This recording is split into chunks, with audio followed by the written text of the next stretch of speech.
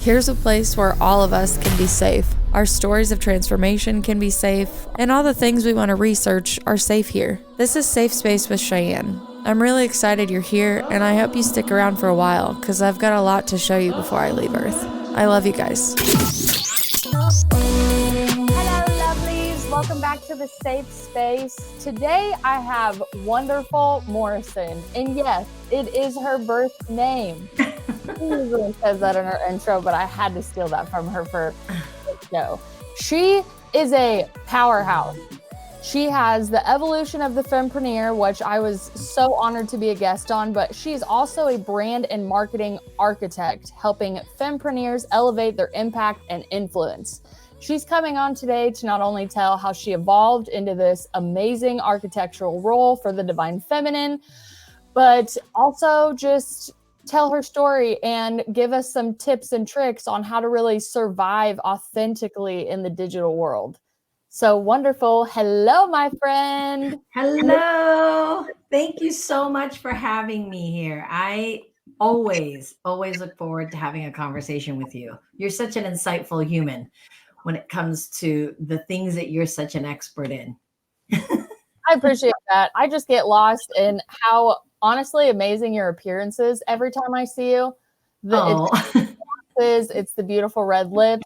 You're so beautiful and poised. And I've had several interactions with you where, I mean, I learn so much from you every time. I appreciate all the compliments that you gave me, but I know every time I talk to you, I'm just going to learn something that's just going to catapult me in an area of my life. And when you meet people like that, you really just want to like air hug them through. Right. I'm like, yes, in my life.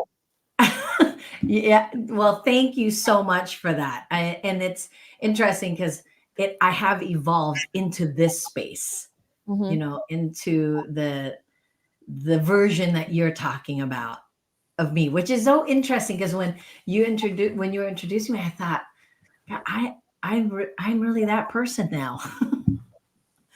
You know what I mean? Because when you're in your own life, you don't really recognize the cycle of your own journey. And then when somebody else from outside of you is talking about you, you're like, oh, wow. Yeah. And that I did that. Yes. Yeah. That's a great thing to bring up. I've definitely had that happen on interviews where people interview me and I'm like, that's me. That's me. They're talking about me. I did that. That's me. Yeah. Yeah. This is all I know you as. And I remember the first time one of my friends said that to me, I met her at this women's event and I ended up getting pulled on stage randomly to fill space for like 20 or 30 minutes. And I have horrible stage fright, believe it or not, especially person to person. And I got up there and she's like, literally my first impression of you is grabbing the microphone and going up on the stage and just giving this improvised speech. You didn't even know you were speaking that day. She's like, you're just a rock star to me. And I'm like, that's how you see me? You think I'm a rock star? She's like, every time.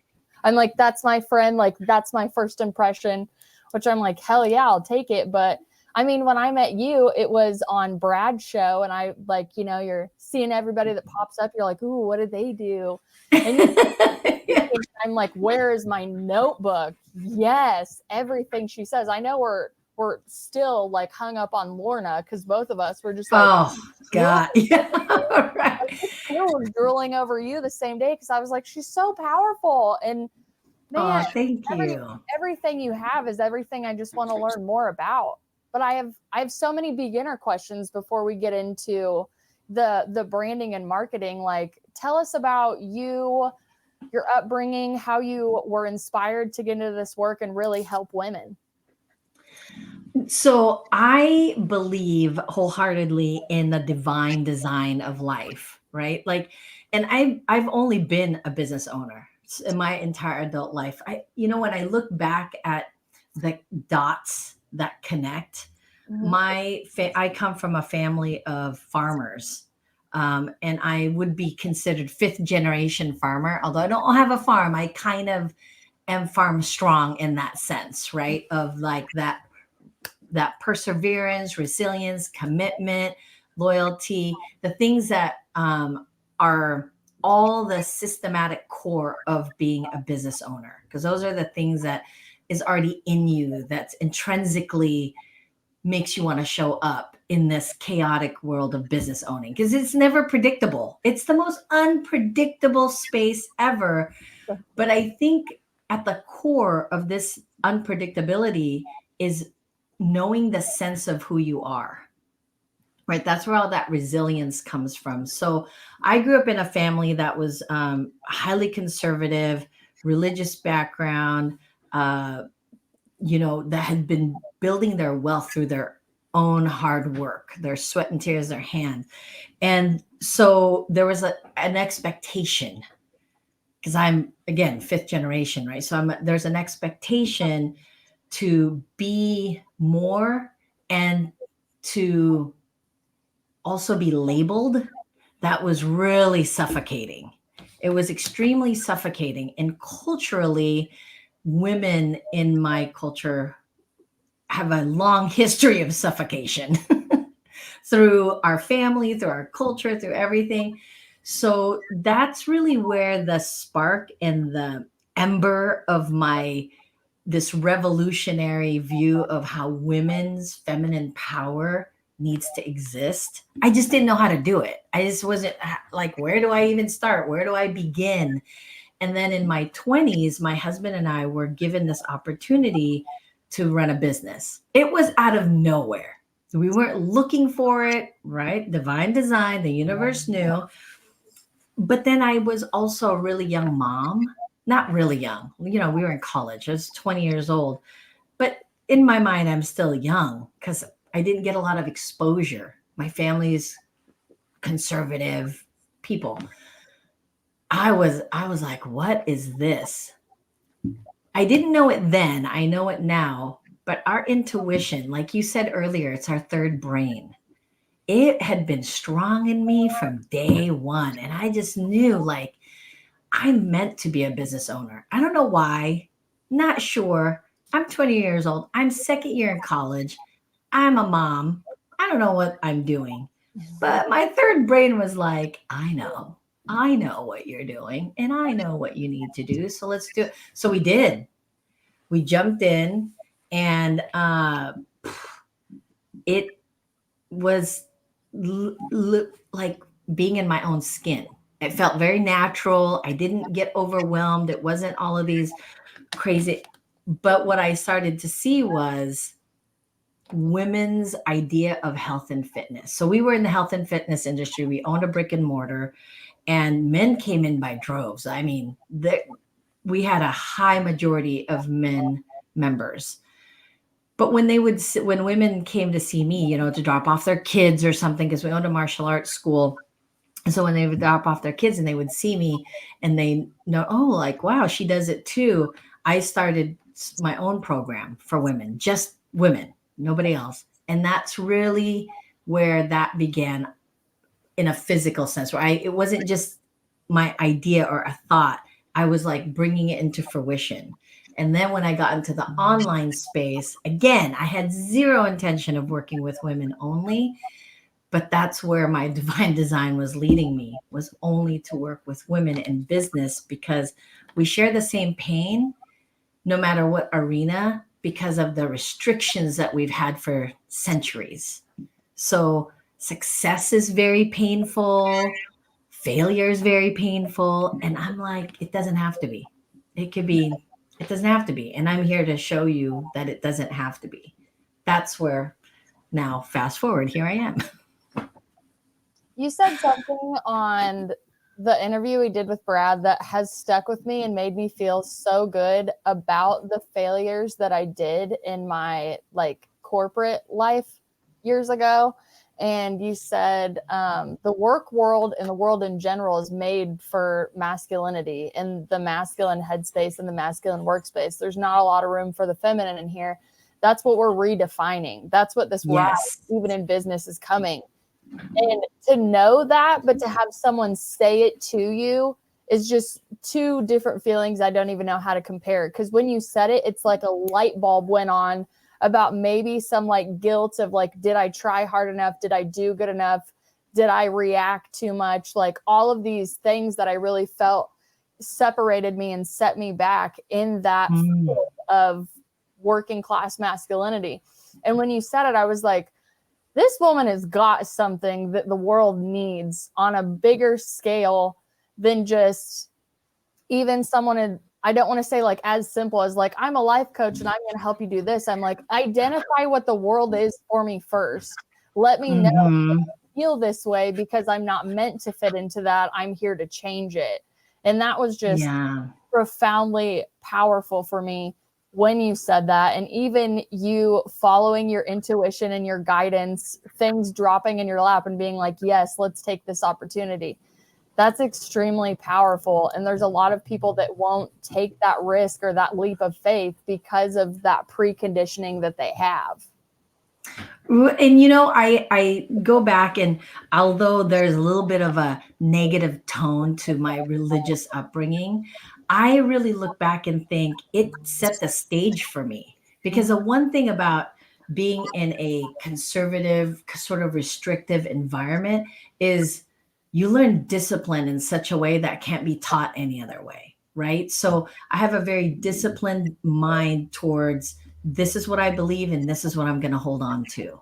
This is who I am and this is what I'm going to hold on to. So that strength that was cultivated really early on really served me well, because what you just said about how, you know, we have to we're in a revolutionary phase of the world of where business is going.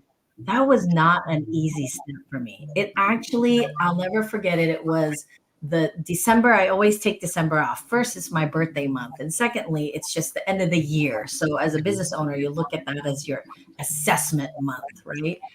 It was 2019. I think it was right before COVID. I spent 2 weeks bawling, crying. I was like crying on the floor in my bedroom.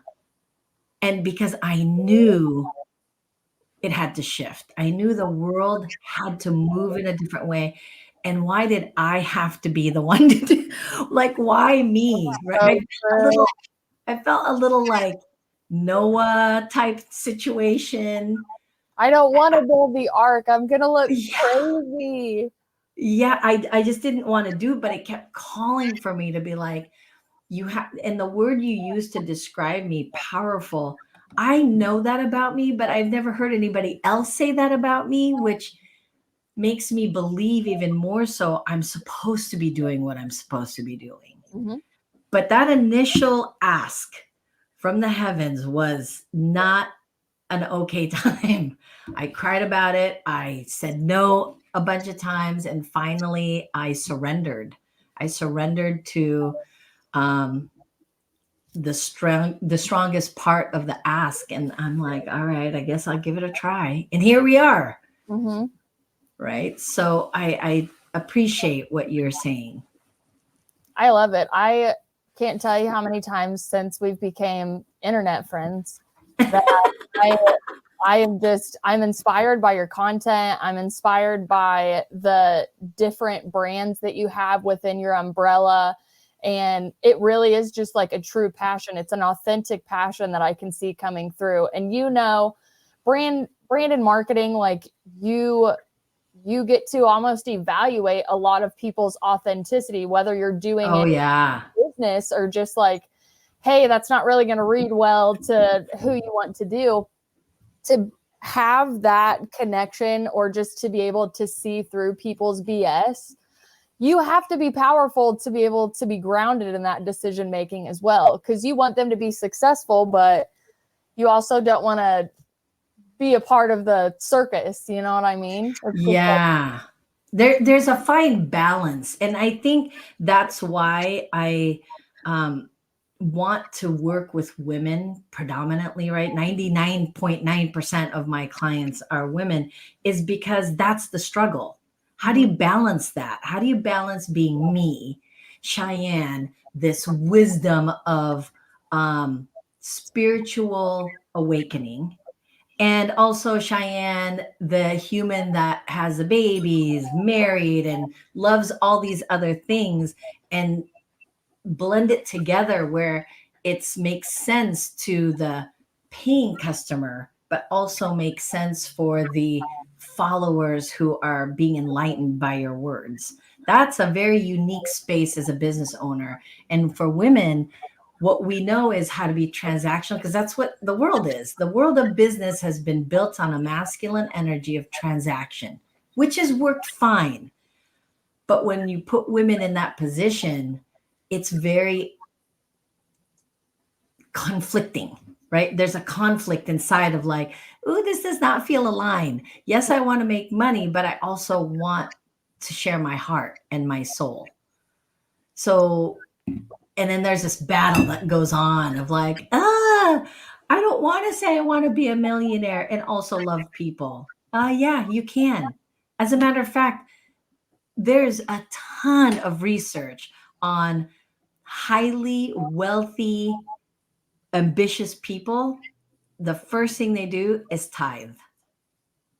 There's a book called The Millionaire Next Door that came out in the 90s that studied at the time millionaires, which if you wrote it today, it'd be about billionaires.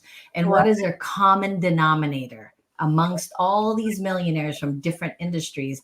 And first one is they all tithe, not necessarily to a church, but they tithe to something because they're grateful for something bigger than themselves. Wow. Are we about to get into energy talk? Because you just got my volume. Yeah. You're right. I've looked into successful people, like whether they have spiritual practice, self-help, self-care, like what are they doing behind the scenes to give us and sell this the illusion that they're just naturally this good every day? Like they're Ricky Bobby and they wake up every day and piss excellence. What are they doing? That we're not seeing. And it is all of these, I mean, it's connecting to the higher power. It's the visualization. Oh, for sure. That it's really pushing through. And you brought up discipline, which is something that like my rebellious side obviously wants to combat. But I'm to the point now where I'm like, discipline is so sexy. Like on days where I just really stick with my regiment on every list that I have, I'm like, I killed today and I was disciplined, and I will shout it from the rooftops, because there's other days where I'm like, I'm not doing as good as Tuesday. Like I don't really feel the same energetic connection. But yes, like really just tying yourself to that higher power is in every story that I found. The visualizations, whatever. Oh my gosh. It's the most high performing humans in history has a very similar, it doesn't matter if it's 1785, 1925, or 2024, but the common denominator of history makers doesn't really change. Like they have a very similar desire to impact the world in a greater way, to improve life as we know it, to give their heart and soul above all things, and to know that we are not separate from each other, right? Like those are the driving force of all history makers, of like why they're willing to die for their cause, is that we all need each other.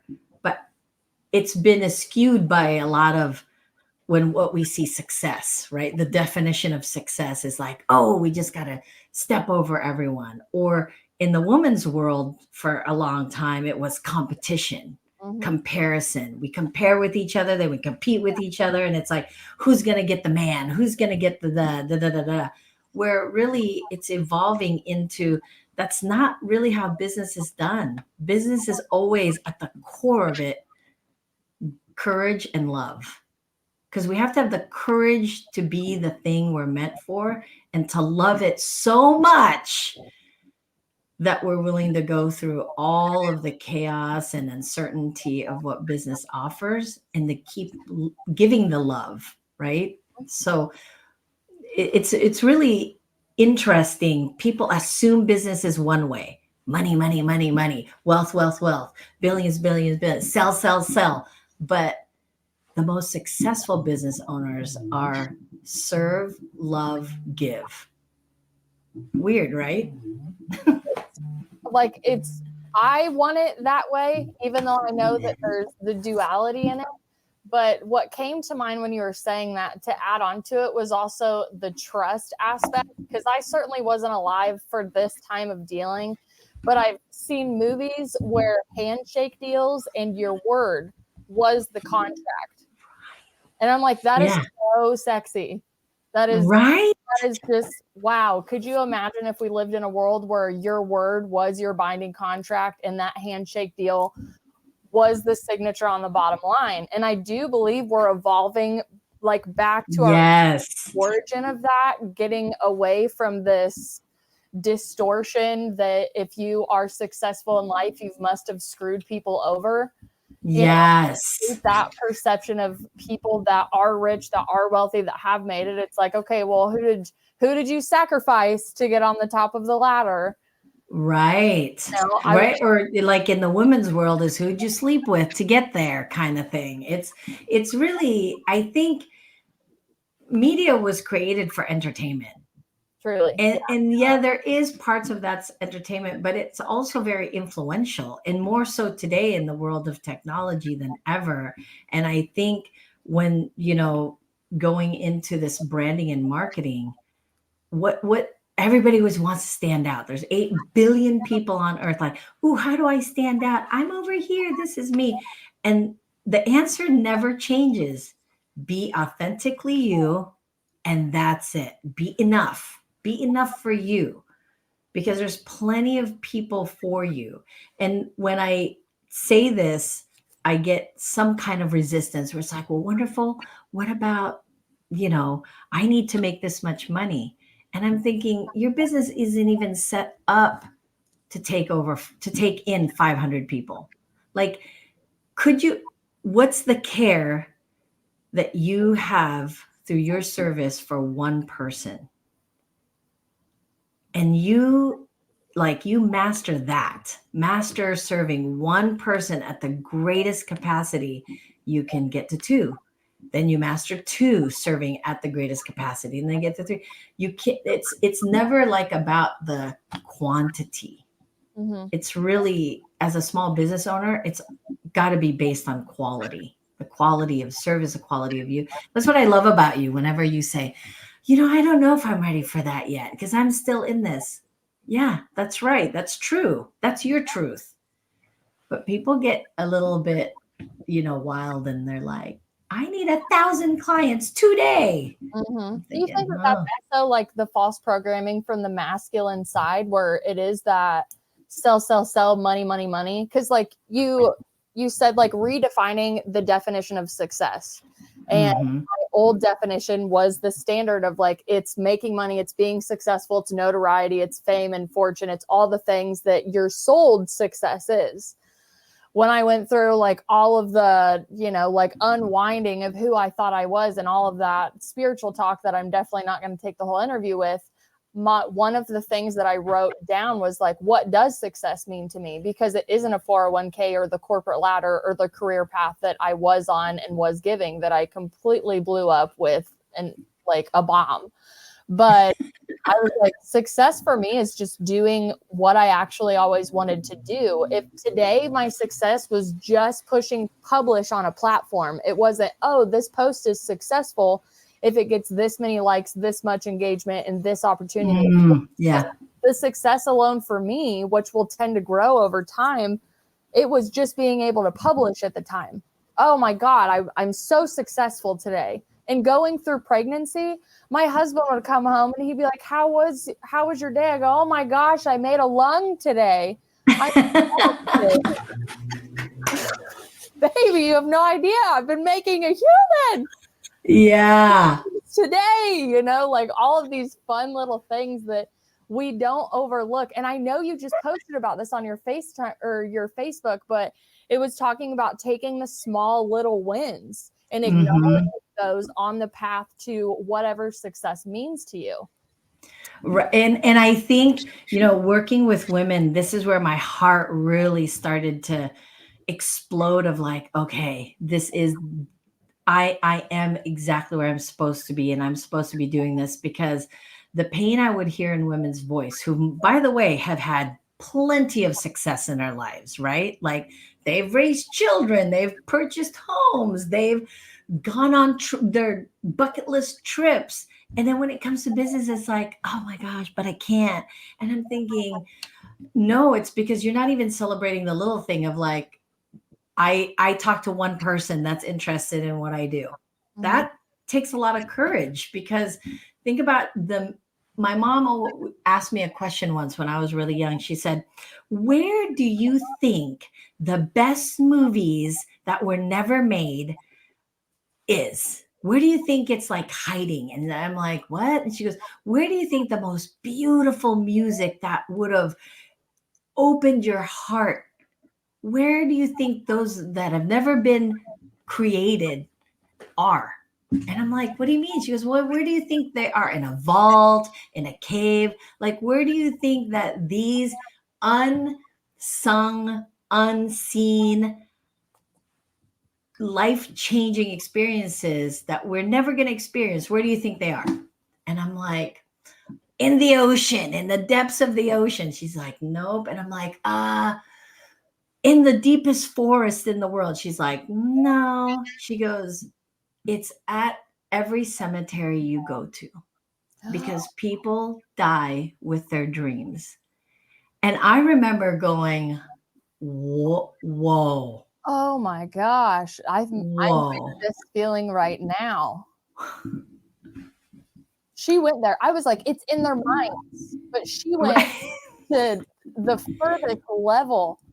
Yeah. She said, every time you go to a cemetery, think of all the things that would have made your life more beautiful if they had been created, that weren't, because they were.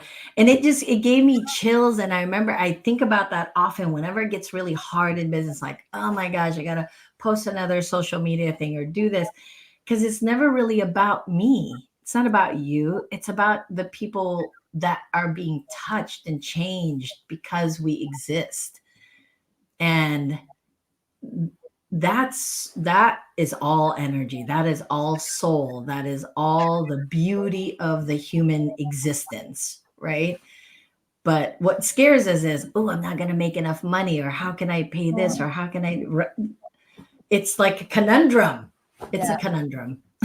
Oh my gosh, I'm totally gonna borrow that and credit your mom. I credit everybody I talk about, but man, that just like that slapped me across the face, especially when you're like the cemetery, because I was not expecting that, but it's so true. And it brings me to honestly something that I think you're probably really good at, especially 25 years in the biz, going through checking authenticity. But I hope this question does not escape me as soon as I level up for it. I'm like, please don't go away. That was so good. Your mom really flabbergasted me with that. Oh, okay. So obviously in coaching and branding, you're going to have, again, the how do I stand out question. And I know you talk about being authentically you, but do you ever have to have the conversation with someone who's like wanting to almost back out of it? Like they're like, I know it was placed on my heart. I'm too scared to like move forward. Oh, like, yeah. Have that pep talk where you're like, you're not doing it. I know there's a million other people that are doing it, but you're not doing it. And they aren't you and you aren't them. Like, I mean, get down to their finger DNA of their soul. It's like, this was put on your heart. This is what we're moving forward. Well, and I think that's why one of my favorite quotes is by a guy named Joseph Campbell, when he says, we have to let go of the life we plan to live the life we're meant for, is because that's the thing is people can feel it in their bones, in their soul, like, oh my gosh, this is what I'm meant to do. But it stops us because we're like, oh, but I still have to pay. I can't quit my job, right? I can't quit my job because I got to pay my bills. I got to do this. I don't want to, it seems like a lot of work, or maybe what I have to offer. There's already 100 million coaches out there that is in the fitness industry. What do I need to show up for? And I always think about that statement my mom said about those. Can you imagine if, like, the start, for instance, the Star Spangled Banner never went anywhere except for that space on that sheet of paper. It never became anything. Every time you hear it now, it doesn't matter if you were born here or not. There's something in the energy of that song that you think, hell yes. When it talks about, and the flag was still there, come on. Who doesn't just want to stand up and go, yes, Yes. we did it, right? Like, Mhm. what if it wasn't that? Or every country has its own music that makes you proud no matter where you're at. And when that energy doesn't come forth, you're literally allowing people to suffer. It's like, go ahead and just suffer. And all because we're scared, to show up in our glory and what we're meant for. Yes. Even one person suffering, right? Mhm. One person, it doesn't matter. It took one person. It takes one person to change the world. It takes one person suffering to also change the world. So I feel like, to me, whenever I get that space, I get real like amped up. I'm like, all right, we're about to get rocky right here. I'm not there's no way you entered my life just so you could be like, nah, never mind. I'm good. I'm about Yeah, that's for somebody else. You should have called someone else. One of the, probably on the same level of as your mother's question, because I think it hit me the same way, was like someone was talking to someone about like their purpose and if they should do it. And I don't know if I did. And they said, imagine you die and you walk into a room and God's there and there's two binders in front of you. There's a thin one and there's a really thick one. And you sit down and God slides the thin one to you and he says, this is everything that you did in your life. This is everything you could have been. Can you tell me why you didn't finish what you said you were going to do? What stopped you? So I asked myself those questions in meditation and a journaling format, because I was like, what limiting beliefs are really stuck in me right now where this vision in my head they're not aligning with my heart. Like I'm hiding again, right? My feminine is like, no, please don't look at me. And I was like, I had to answer those really strong questions, which it was like, yeah, I am scared to come out into like, yeah, I am scared to talk about the things that I'm talking about because they're not normal. You know, it's not what we've been programmed to do or talk about. This wasn't the journey I thought I was going to take on earth. And, you know, like, I guess I am scared. I guess I am still filled with this false reality of fear that surrounds me. It's a great thing to have awareness, but I'll get into moments where I'm like, should I take this interview? Should I do this? Should I go to all of these other things? And I'm like, okay, what's my binder look like right now? You know, and I almost like picture God tapping his foot, like holding the binders. I'm like, I choose the big one. Just help me right now. Like I choose the big one. But it's so true because like I'm a freaking cheerleader. Like with music, with friends, with businesses, with anything I see, like I honestly really would be a great authentic marketer because I'm like, no, you have to check this out seriously. I wouldn't talk about it if I didn't give a shit about it. Right. It's been that way since I was a kid. So like this platform is a really good outlet for me to really, I'm like, I love this. I want to share this message with the world. And I have this friend who on my first podcast, she was a master herbalist I met and she hadn't like went out and done her shows yet, but she was helping me constantly with my health for free because the program wasn't set up yet. She was helping me navigate the world of herbalism and all of this stuff. And 3.5 years later, now she's out vending, doing shows. Everybody loves her products. It's just insanely popular in the area and will only grow more.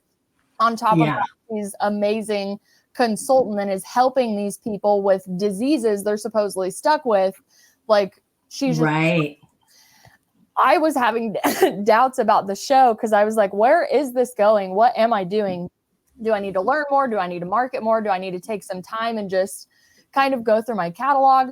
And I ended up meeting her at a show so I could see her first setup. And she looked at me and she's like, I just want to thank you so much for believing in me the last 3.5 years and just trusting me. And every time I called you and said, there's a million people doing this. Why am I any different? That you wouldn't let me give up on myself because look what I've done. Look what I've created. She goes, and not to mention, I've had so many people walk up and been like, oh, you're Tiffany from Hoosier Health. We heard you on Cheyenne's podcast. We've been following you since you recorded that episode, and we've been wow for your products. And she called me and she's like, I just had another person come up and tell me they've been dying for my product. She's like, thank you. I'm like, thank you so much. Like, not only am I like glad that my golden retriever-esque personality has worked properly, but like also like, I'm like, oh, great. People are listening and they're utilizing the podcast the way that I want them to. Like, yes, it's my safe space. I'm happy to talk to everybody and, get out constantly. But when people are listening and they meet people like you or like Tiffany or all of these other people, I'm like, that is what the platform is for. It's for connection. It's for growth. It's for safety and learning and safety and knowledge. And you need those cheerleader friends to be like, no, you are not backing in. I love you enough. I see your potential and you're going to get there. And I honestly think that you do that. And like an admirable business stance. I think we also need human portals like you. You are a human, when you think of what a portal is in like all of the fantasy world and even biblically, they are the conduit in between, right? Mm-hmm. Like I know what I know, but I need to get to the people that need what I have to offer. I don't know how to get to them. So I have to find the portal to get there. But it's the safe space, right? Like I'm not everybody. I'm not for everybody and not everybody is for me. So I have to find the right people in the right space. And at the core of who I am, it's all about the safe space. That's why when you like this safe space with Cheyenne, like literally, I have been working on this energy of safe space because I didn't have that. I didn't understand why my anxiety is so high. As a kid, like I had such high anxiety as a kid. My mom thought I had an ulcer, but I didn't realize it's because I was always reading energy, but I didn't honor my own energy space. I would just be in whatever energy there is. And 99% of the time it felt unsafe. Yes. Right. So now it's just going through you. Yeah. So fast forward here, I'm in this realm of a bigger world of not a brick and mortar, because a brick and mortar is a safe 4 walls where people come in and then they are in my space. Now I'm in this space called the internet. It's like the Odyssey. It is right. It's like being on NASA. Well, how do I need to find the spaces that fit my soul. And you just happen to be the portal for that space. So you are exactly who you're supposed to be, where you're supposed to be, because people like us need to find that light to go walk through and say, oh, this is a safe space. These are safe people. I can share with them my knowledge because they're not going to turn around and burn it in the, ashes. So I think that is really important as business owners is if it doesn't feel right, it doesn't matter how much you love that person. You could love that person, but not do business with them. And that's okay. And we need to be okay with that because there are people like you that are meant for that specific. I'm here to gather the people. You're the people whisperer. I love it. I accept and receive all of that wholeheartedly and appreciate it. And I also just want to plug my favorite saying that I use to audit the scenario of like, if my intuition's messing up, it's like when the feminine is safe, she opens up. So if I'm not up in a meeting, a crowd, like I'm auditing, like why do I feel like my authentic self can't be here or doesn't want to? Because I know I've been in scenarios where it's like, no matter how great you are, the information or however, it's not well received in tables. So I'm not going to sit here and try to flip this table and make these people see whatever perspective, whatever I'm trying to do. So that's my constant audit when I go out or do anything in and out of the show. I'm like, am I safe? Like, am I being myself? Am I being authentic? Are my walls up? Is my ego coming into play? There's so much, I mean, truly daily auditing with it, especially when you do provide certain information for people and you want to make sure it is in their best interest to make sure they digest it and integrate it properly. I haven't always been that aware. I had to go through that awareness of not puking on people constantly verbally. When I would like get on the phone or talk to them, I'm like, okay, this is what you need to know right now. Okay, let's do this now. Grab a pen. And I would just like ramble off, like extremely ungrounded, but super happy to give you the information.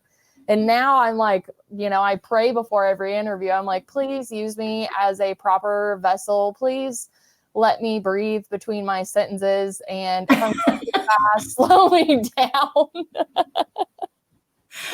Oh my gosh, you should put that on a shirt. That because there's I think when people are nervous or excited, which kind of feels the same to me, we over and it takes, you know, practice and years of experience to know how to do that, but you have to start there.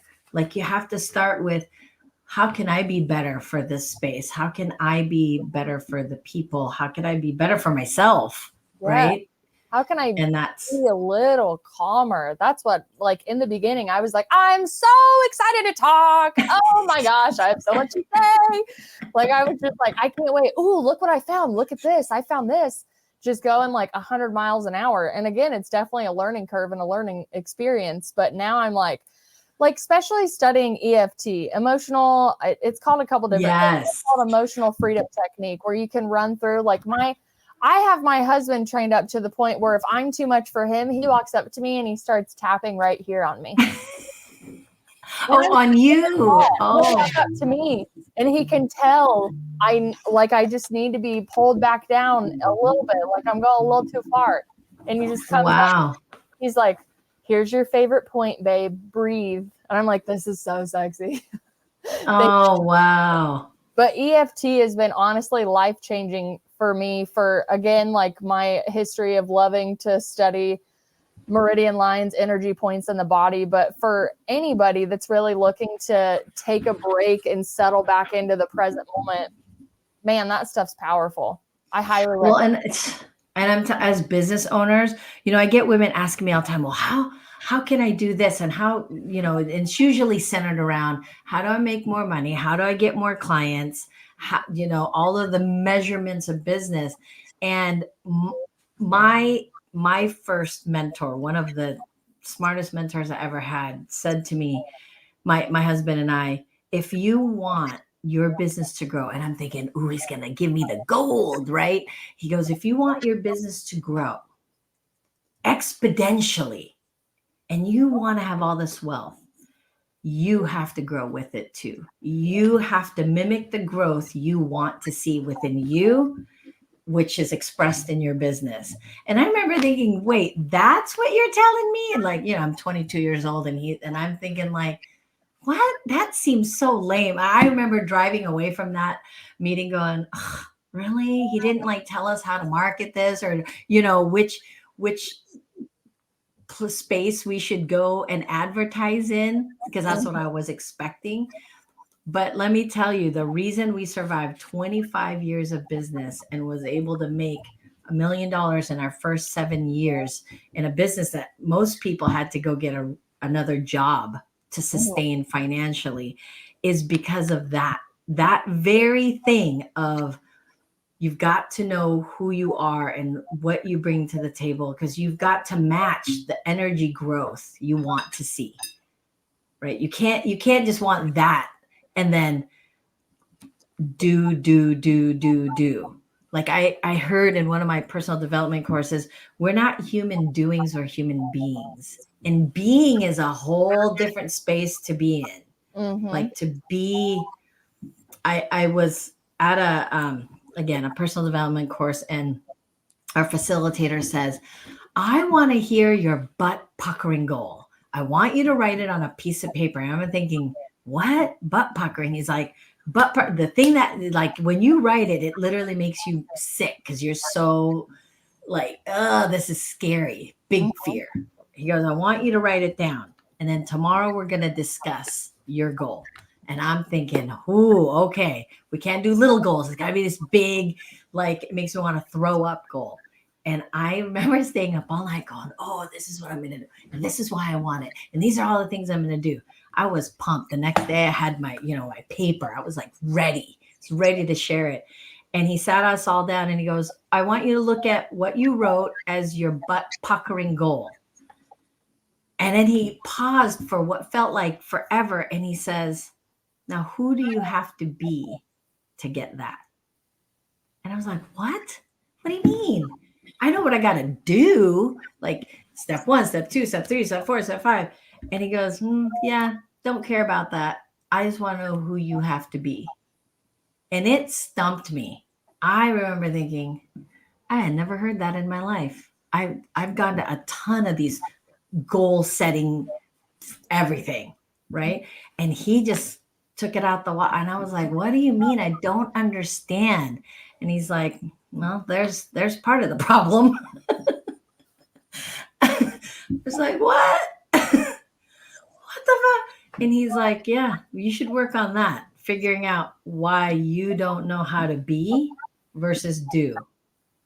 Because you cannot have unless you be, do, and then you have. It doesn't go the other way around. It's not do, have, be. It's not have, be, do. He's like, be, do, have. You have to be the person to do the thing to have what you want. And I was like, oh. Yeah. You got 2 Post-its and a notebook page so far of all the things you've been telling me. I hope if you guys are listening and you aren't driving, that you are writing them down or time stamping, because that is so powerful. And it reminds me of an interview of Dr. Joe Dispenza that I was listening to a few weeks ago, where he was talking about so many people are building in the material and forgetting the quantum. He's like teaching people to build from the inside, from the quantum, from the visualization, from exiting the limiting beliefs, dredging. This is like, I call it dredging the pit of your subconscious, because that's where all of your operating systems are coming from. That's where, when people are talking about shadow work and dark night of the soul and all of this spiritual evolution, that people kind of hit and miss if they're into it or not. That science and spirit gapped to where you don't know. It's not going to give you a large amount of cognitive dissonance. Joe Dispenza just has it. Him and Greg Braden are faves to listen to about that. Me too. It's exactly kind of what you're saying. It's like, you really do have to step into that being, step into that powerhouse, and step into that energy. That abundance is a frequency, right? It's already there.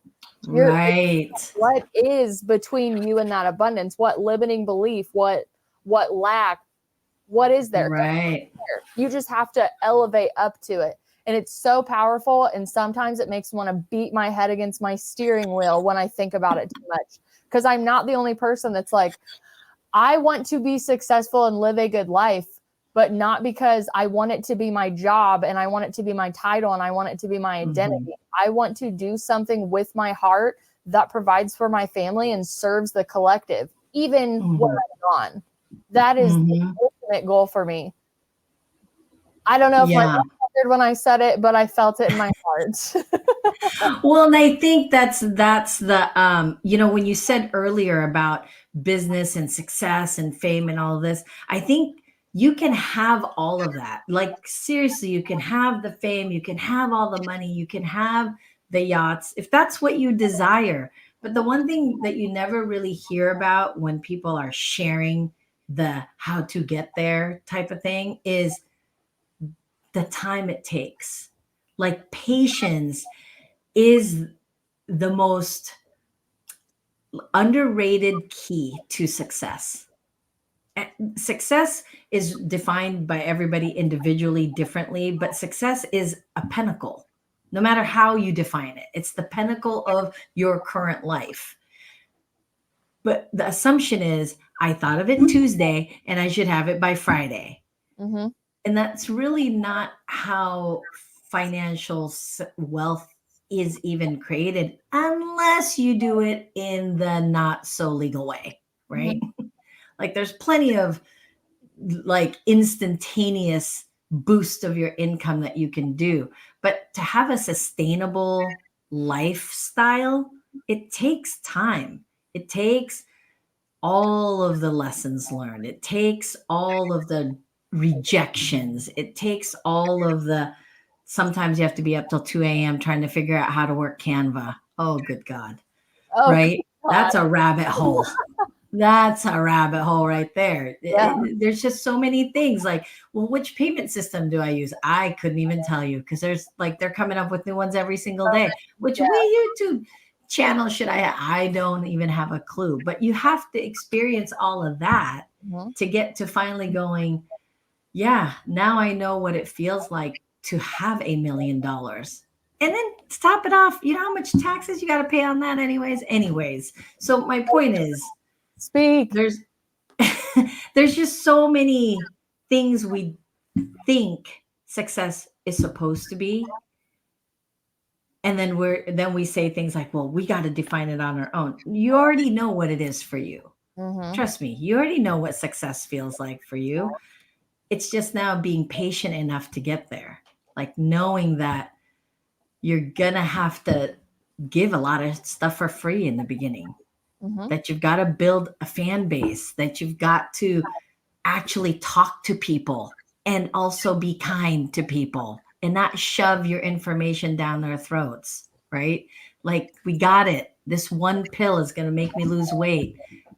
You know what I mean? Like we have to take a breath and know that we're talking to the quantum world where people are assessing you on a minute-to-minute basis based on your energy. Nobody actually really buys your service or your product. No one.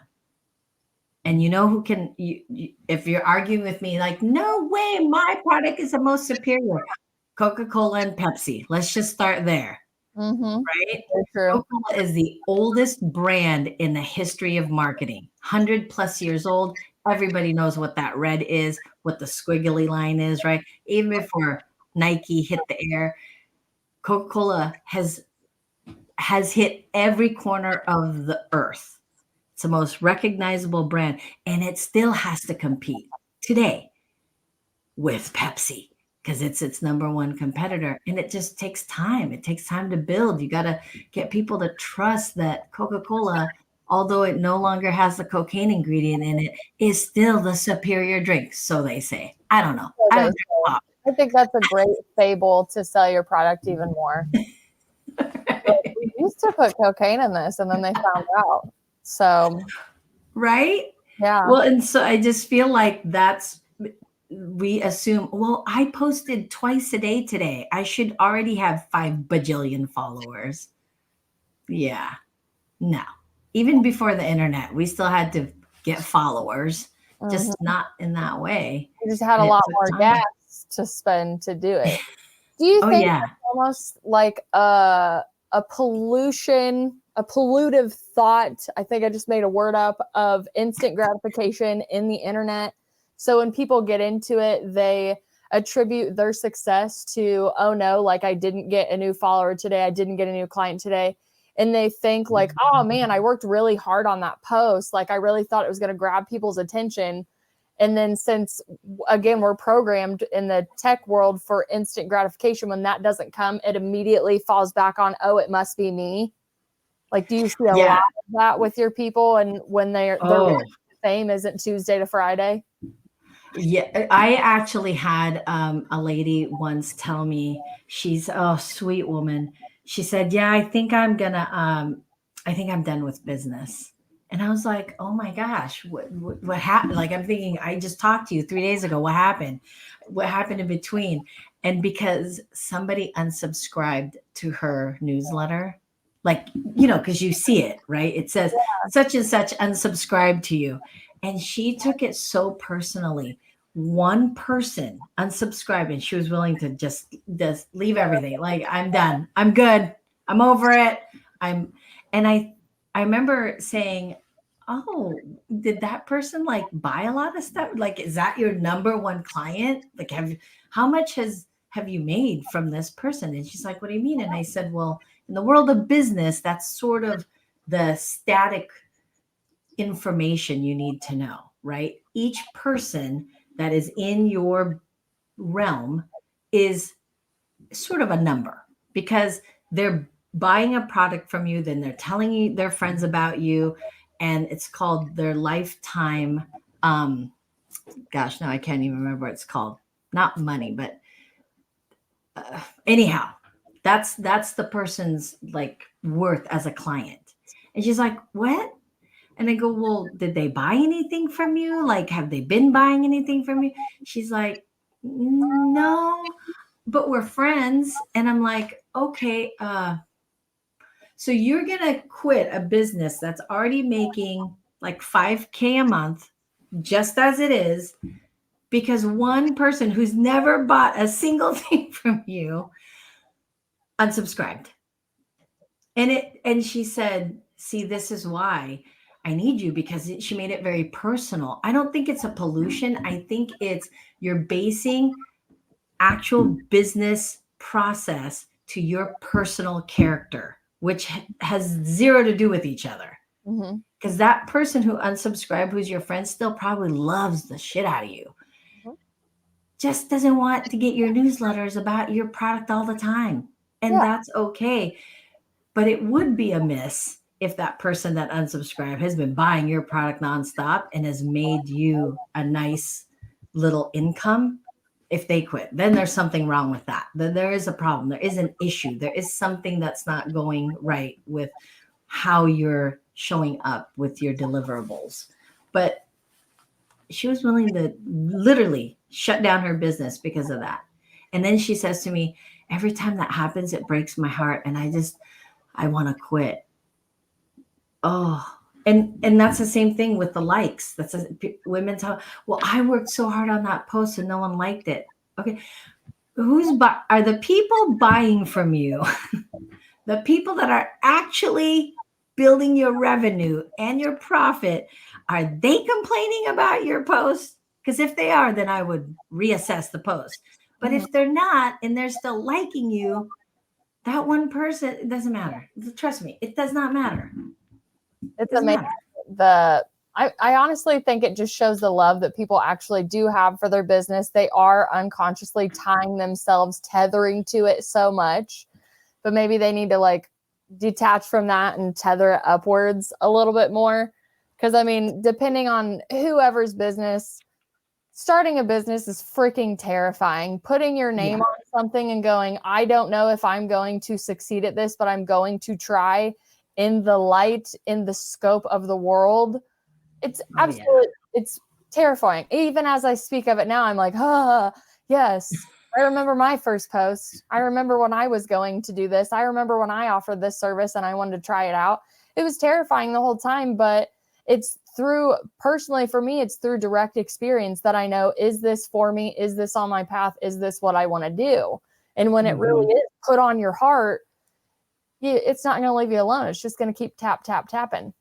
Yeah. And we naturally, as human beings, love to talk about the things we love, right? We rarely talk about the things we don't like, and then people who do talk that way, we're like, ooh, we need space. Yeah. So true. So in business, it's the same thing. That's really what social media is. It's just a platform for you to talk about the thing you love so much, has changed your life, and you want to infuse that same level of love into other people that are probably were when you were suffering, right? If we look at it from that perspective, it's less daunting. You don't look at it going, oh God, I gotta have 3 posts. What's my content? Wonderful. How do I know what content? And I'm like, well, what do you normally talk about? Like, what do you say normally? How have you talked 5 of your friends to go to a movie they had zero interest in going? It's the same thing. So true. Like all marketing really is loving your friends enough for them to love what you love. True. Right? Like, trust me, that soap is mind blowing. I don't know how many products I've ever purchased because my friends are like, girlfriend, trust me, that shampoo. And I buy this shampoo that's costly, right? For some people, it's like, are you kidding me? You can buy that thing at Costco and it's 500 gallons of that shampoo. But I just love that shampoo. So, and I got it recommended by a friend I truly trust. Now I can't use any other shampoo. Mm-hmm. It's the shampoo. Find a shampoo that you love and you can work with and you never have to switch off of it. You have found the holy grail of shampoos. Right? I found to switch mine every 3 to 6 months. I'm like, okay, we're going to go over here and try this one and just keep moving along. But I envy that about you. Wonderful. I'm literally on the hunt now for new shampoo. So maybe that's why we're having this conversation. Well, because I'm the most skeptical person too. I'm like, when I get into something, I'll use that forever. And I remember she was saying like, oh no. And what really sold me is when I got COVID, I lost a lot of hair. And I thought I had cancer. I was so scared. Mm-hmm. And they were like, no, that's actually a byproduct of having COVID is you lose hair. And that's what got me into the shampoo and now I can't look at any other shampoo. Yes. But I'm totally love your loyalty. And isn't that all we're trying to do as business owners is we're trying to build a brand that has such incredible loyalty that they trust us so much. I mean, I know you have said to me many times, like, oh, I'm not really ready out to have a coaching anything. But every time I think about, ooh, should I get that book or should I anything in the spiritual realm? I'm like, I would ask you because you speak from your truth and you say it with such conviction. Not everybody who does what they do is very convicted in how they say it, right? They're like, well, maybe you should give that person. You're like, no, sister, trust me. You're like, oh, I know this. And then you give me this whole picture of your experience and what's and I'm like, oh, I never thought. Oh, yeah, okay, yeah. Now that's what I have a list of like, oh, this is what I should look for when I'm looking for this healer or that thing or this thing. Because that's your expertise and that's your brand. And I know plenty of healers and spiritual guides and people. And it's so funny how I bypass all of their names in my brain and go straight to you. That is the ultimate compliment. This episode is over. Thank you for tuning in. Wonder she just killed me with compliments. Time to go. Goodbye. Well, your confidence in what you do is what sells me every single time. Like I'm like, oh. I really do appreciate that because as far as like marketing and branding, I always want to be as authentic as I possibly can. I want to get the message across, but I have a true passion for people to hopefully not experience the things that I experienced. Whether I put myself in that, I was exploring it, it was curious, or it just spontaneously happened to me. Vulnerability is one of the things that I was like, we're going to get an F on this in the soul contract. Like, I'm never going to be vulnerable. I'm never coming out into the light.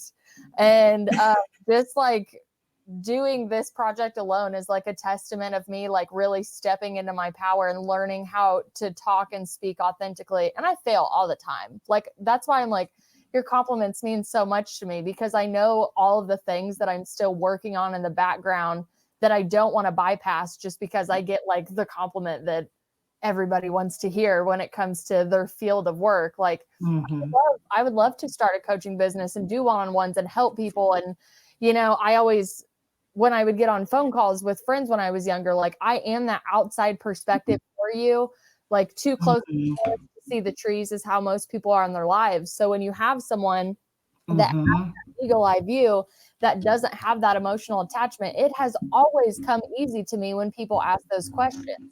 My biggest struggle was obviously applying it to my own life.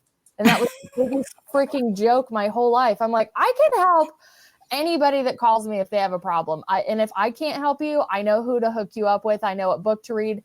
The saying will come through my vessel. And then I would be like, I am such a shit show, but my friends have like the greatest friend in the world. So like mine was, I need to really start being as good of a friend to myself as I am to everybody else. And as much love and connection that I pour into everybody else, I absolutely have to start doing this to myself, because I'm getting great reviews, but I'm not really feeling it on the home front. So let's really work on that. Yeah. And that right there, that formula of you're getting great reviews, but it's not working. Once you have kind of solidified that balance, that's where financial wealth really starts to grow. Because that's the sweet spot. That's a sweet spot of how Richard Branson is, a Richard Branson that he is, and all the people on Shark Tank, no matter what industry, that was the sweet spot for every successful person, is when you can balance the how you serve people and how you serve yourself.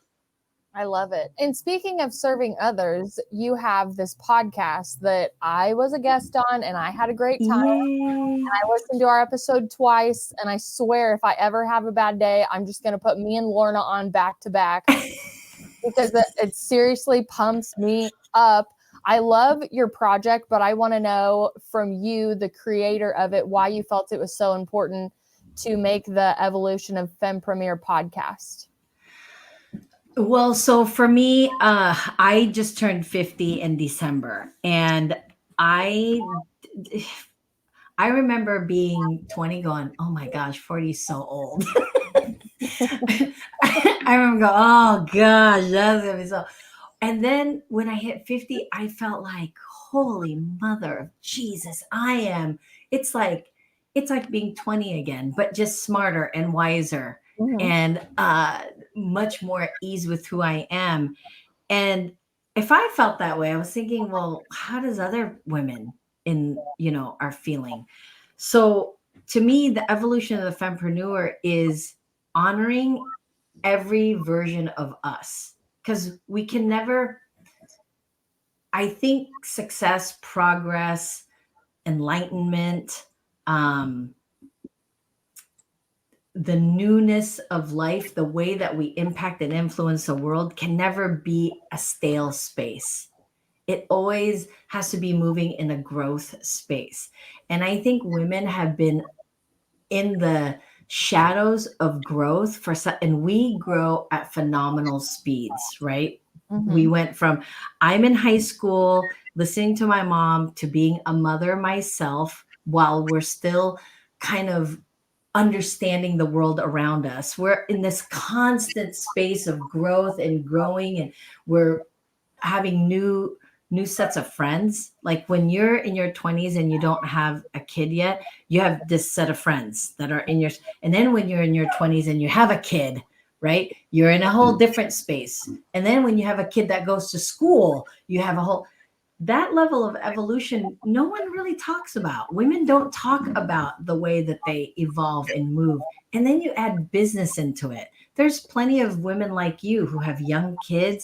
You have real estate. I remember you had said you had a house somewhere else that you're, right? You have all these things. And then you're also the spiritual, wise woman, and you're not 108. Which is what everybody typically thinks when you're like this wise sage. So why don't we have these conversations of how we evolve? It's not an age thing. It's about an evolvement of ourselves that's happening pretty regularly. But dudes get to talk about it all the time. Like, dude, my hair's growing and it's falling out, and this is what I use, right? There's always all of these conversations with men about their experiences when they were the pro this to the dad this, but women, we rarely talk about that space of our own evolution. Yeah, it's like we don't want people to know our faults because we're picked at them enough. It's like, oh, no, I'm struggling with this because this is the image that I have to portray in order to be accepted. Yeah, that's absolutely. Or menopause. Like millions of women are going through menopause. I don't hear a peep. I hear crickets. Yeah. So really, to me, that's where the evolution of the fempreneur. But I struggled with it at first because I thought, oh, what's this got to do with business? Because I don't really want to talk about business. I just want to talk about women and Mhm. the shape shifting we're doing all the time. Yes.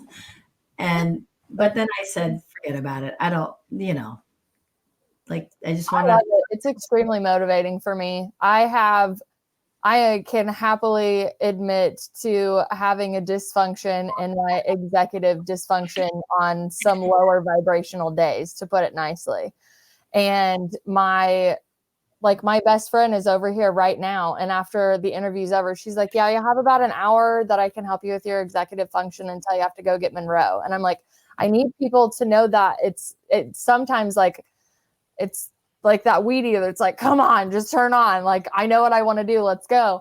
But the day that Lorna's episode came out, I could not wait for it to come out. And I did. And I was doing so much packing around my house that I'm like, I have to start this episode over because the energy in it is everything I needed more. And then I'm going to check out the other guests. But right now, and I started it over. I finished so much stuff on my to-do list because one, I love both of you. So like hearing your voices energizes me. And then I wanted to be a part of the conversation so bad. I was just like, oh, that's such a good conversation. And I was like, the second time I like replied back what I would say. Cause I was like, this shit is gold. And then I wanted to keep going in your introduction, everything that you do. I was like, she freaking motivates me on days where I cannot motivate myself like I want to. And I will put that shit on and I'm like, I'm just going to have a day with Wonderful and it's going to be amazing. Thank you for that. Because I really, my throat chakra has struggled a lot. It's the one space where I'm just like, I don't want to express because it's, probably some type of trauma of my restrictive upbringing.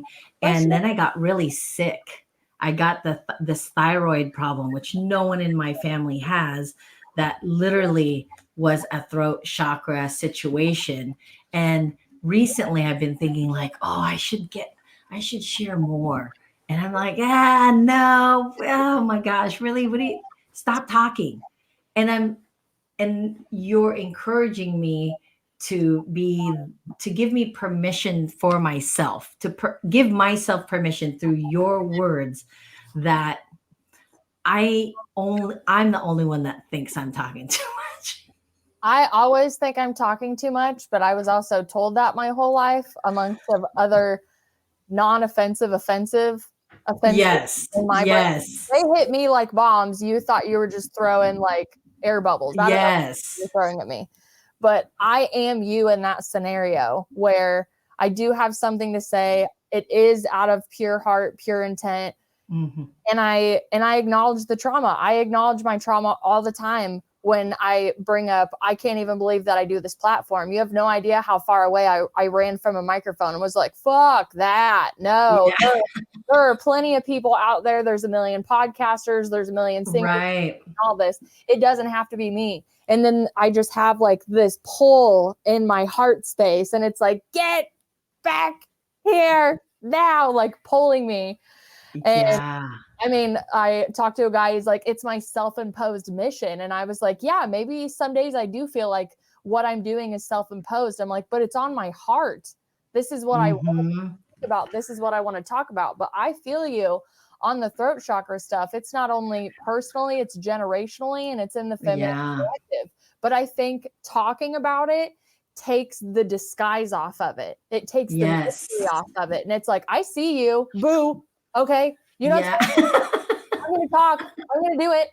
And if you give me a cold, I'm going to transcribe it. I don't care. I'll get the message out. And you just keep pushing and pushing. Because still, this is my second show. I have no idea what number of interviews I'm on. I still pray and I still shake a little bit when I do interviews. And it's the excitement and it's the anxiety of it. It's like, I hope I really get the message out that I'm supposed to get out through my vessel today. I hope I don't tree branch too much, even though that's my specialty as well.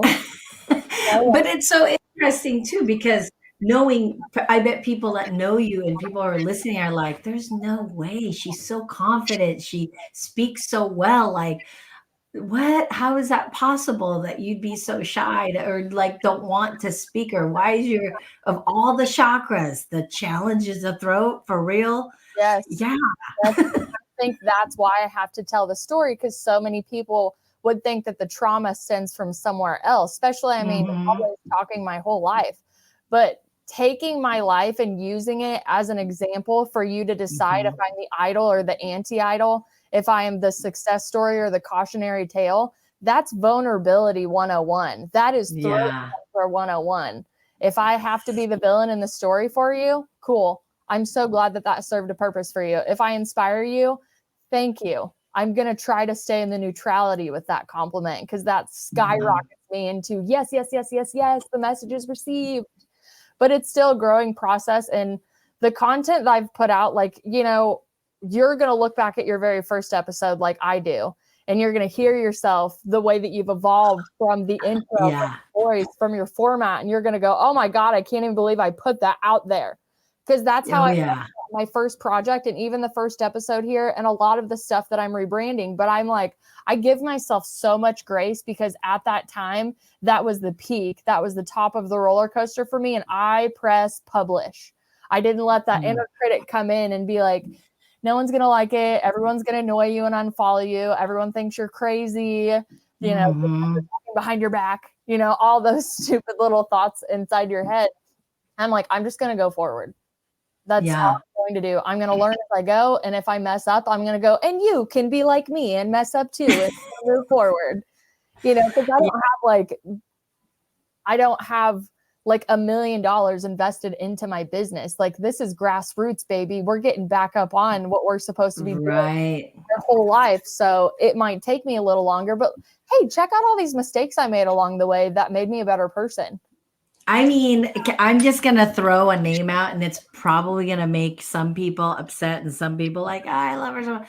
But Taylor Swift is a perfect example of throwing yourself under the bus and having millions of people relate to that in a way that's made her such a lovable, hateable product. That she brings millions of dollars into every city she goes into, all from that space of NFL. Did you see the number she brought in just for NFL alone? That's insane. Just for dating the guy. She's not even performing, she's not even doing anything.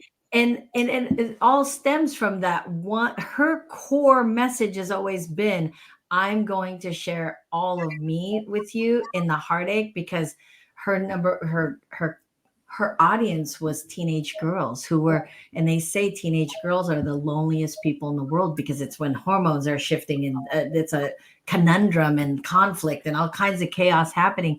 And she spoke their language, and now they're adults. They have the buying power of millions and trillions of dollars, who are now her audience. They grew up with her, and now they're paving the way of making every city. 100%. And that's what we do as business owners, is that's how we stand out, is to be the most authentic version of ourselves is what's going to bring financial freedom, not sales. Trust me, if you're selling, it's going to be a tough road. But if you choose to be authentic and serve others, I know that sounds corny and it's like really wonderful. How do you do that? How do you market that? Market to their needs. Market to the needs of the people that need you. They will buy you every single time. Not your service, not your product, but you. They buy you all day, every day. So if you don't show up and you wonder why you're not making any money, because no one knows you exist. Right. But then if you think like, well, I'm just putting myself out there, but if it's the most authentic version of you, trust me, they will love you. And then you'll have haters too. But like, really, what energy do you give them? Nothing. Zero. Zilch. And that's really all it is. To my cart right now. You know, every time I speak to you, I'm already attracted to everything that you provide. But when you put it like that, I'm like, yeah, wonderful. I would buy you, because everything you say, it's just on my level. I totally get it. and I learned so much from you. It's just, I'm soaking it up. I'm like a sweet little sponge coming at you, ready to take what you're going to give me. I mean, honestly, if you came out with a journal, because you talk about journaling all the time, you call it your journal meditation, or what is it? The meditation journal. You say you meditate, but then you journal it. I've honestly, if you came out with a journal, a meditative journal, I'd buy that 100%, because we all need to write out our feelings. And there's so many out there. How do you pick which one is it? And da, da, da. But if it's from somebody I know, I like, and I trust already, I would buy that, because I need to process my feelings through writing. I just don't, because I don't look at a blank piece of paper and find it like it's not natural for me. So I need prompts. I need somebody, right? And it's good that you say that, because I've worked on those several times in my own journal, and I've thought about doing it in the future. And I have like templates that I've worked on. I've just never completed it. So I'm taking this as like a tap on my shoulder to revisit that category. Because a lot of it really is like deep shadow work, where I found that if somebody asks you the question, depending on what your healing journey, you're immediately defensive. But when you're by yourself and you read the question, your guards are down, nobody's around, and you're going to write it for yourself. And that's how I really started doing a lot of shadow work, is I asked myself really hard questions through writing. When I was reading it, it went past my security system, and I was able to get it. So you might be onto something. Yeah. Well, and I'm just gonna end with this, because we've been talking a lot about the spiritual growth of business space. I'm just gonna break it down in numbers for you. And so you have an audience of like 1,000 people, over 1,000 people, right? Let's just say that that's what you've built in the last how many years that you have been on this platform.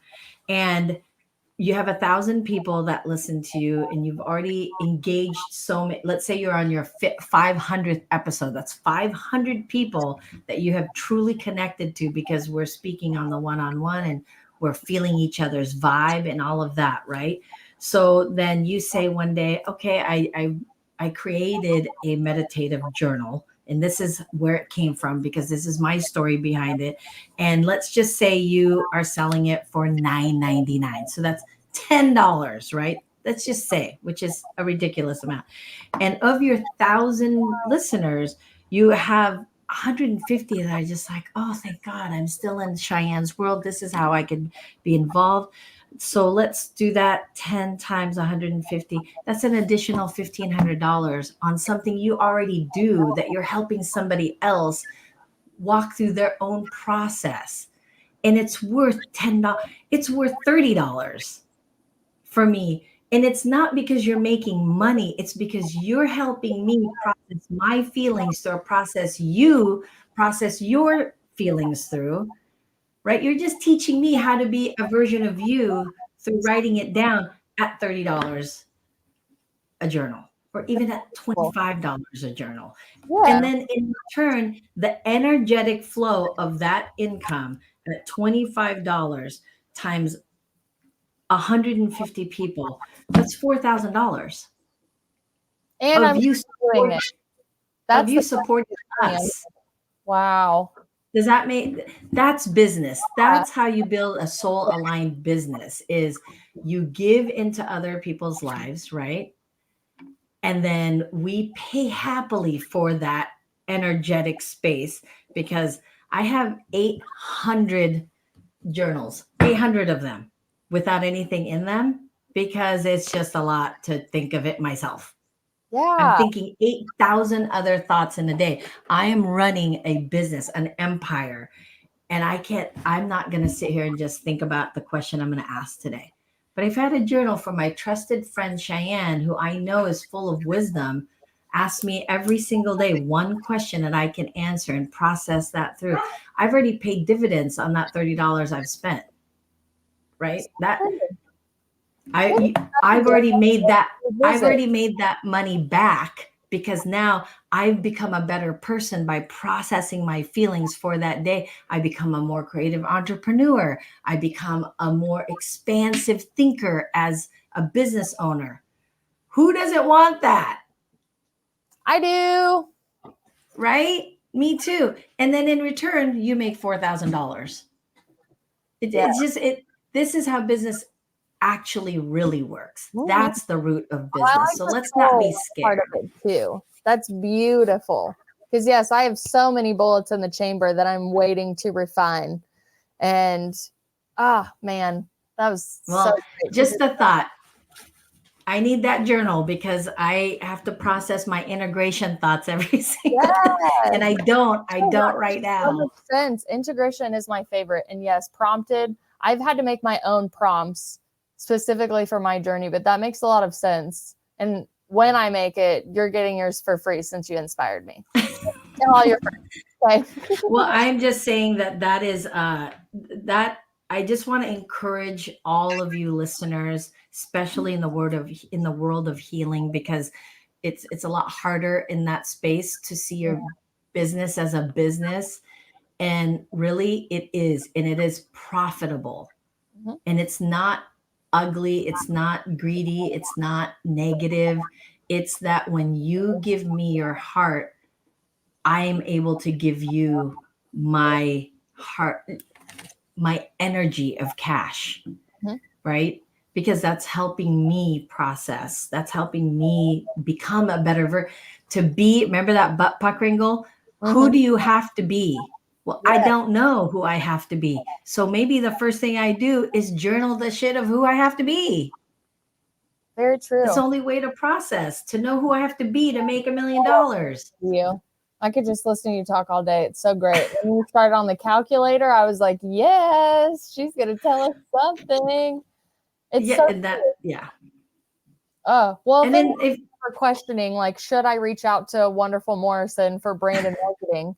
Absolutely. I mean, re-listen to the episode and grab your notebook again. But wow, I mean it, and I'll forever mean it. You're an absolute powerhouse.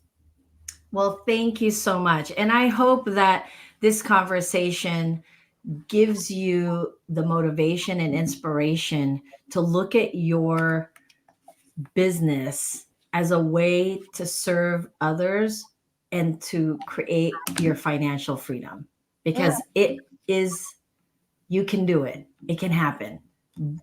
Everything we have in the world was an idea first. And then I don't doubt for 1 second women are not capable of having financial wealth, financial freedom. And your husband can still go work. Like my husband's work, you know what I mean? Like it's not about who wears the pants. It's not about that. It's about you. It's about what you're capable of doing. And who knew? Who knew that the thing you already do is the thing that creates your financial wealth? You already do it. You're just not sharing it with anybody else. Oh, yeah. And I definitely don't want it to end up in a cemetery. Your mom really got me. So I thank her from up above for giving that to you and you still being able to give it out to the world. Because now when we press publish on our episode in a few weeks, it gets to go out to the world. And we're going to let the energies pull it to whoever needs it. Mm-hmm. Pushing it. So first of all, I want to thank you. Secondly, I just have to thank you over and over for sharing your knowledge and coming. And thirdly, you are always welcome in a safe space. If you want to thank you. If you want to come on do karaoke, I do not care. You come back on this platform whenever you want. I want to hear everything you always got going on, and I'll keep my eye on you, and I'll always be in your corner. Oh, thank you. And I just want to say I am open to listen. I'm not one of those people that you have to pay a bajillion dollars to get 30 minutes of their time. Another thing I learned from an early mentor is the most successful people are the most willing to give of their time. We just don't ask. So for anybody who wants to look at their business really seriously and say, okay, I'm ready to make some money, which is a whole nother level up, is I'm here to share my knowledge with you. I mean, I don't know everything about business. Like, let's not get crazy here, but I will help you see that your business is worth what you're asking and you can create more than what you think. from it. Amazing.